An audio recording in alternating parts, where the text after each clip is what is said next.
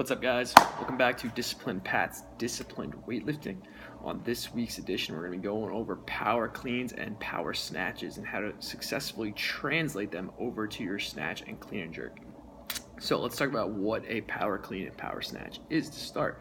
So a power clean or power snatch is a lift caught at or above 90 degrees in the squat. So anything in a half squat, anything in a quarter squat is going to be power.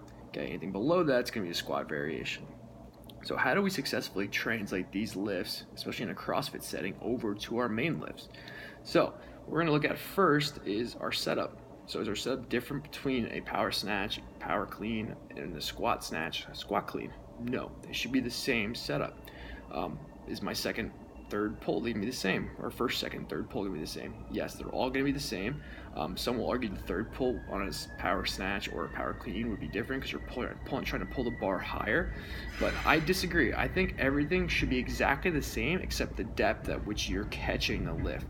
So if you watch some of the best lifters in the world, you'll notice that if you watch the hook grip slow-mos, they're all catching their lifts at about 90 degrees. I shouldn't say all because I don't want to oversimplify things.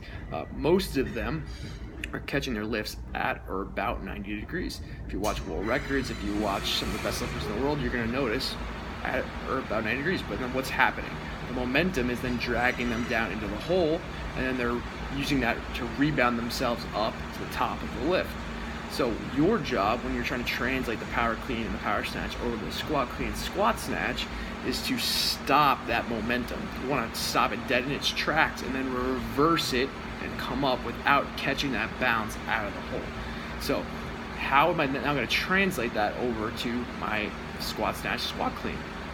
Well, I'm going to try to do everything exactly the same, except I'm just going to catch it lower and lower and lower. Most people want to power everything as high as they can, and that's a mistake. You want to still get down and still practice that same motor patterns of your snatch and clean, but then translate that into the actual lift by doing everything pretty much exactly the same, except don't let the bar drag you down. That's the hardest part of a power clean and power snatch, is not letting the bar push you down into the hole.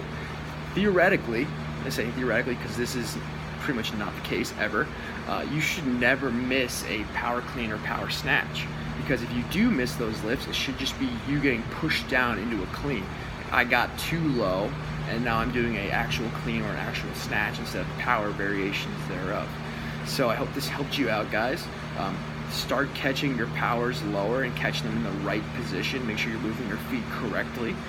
Make sure you're turning over correctly and catching the bar at the same place every time, whether it be the lightest way you do or the heaviest way you do. You want to try to make everything as basically fluid and continuous as possible. You don't ever want to be changing your setup or changing your catch position. You don't want to be your feet going wider or narrower. You just want everything to look the same over and over and over again.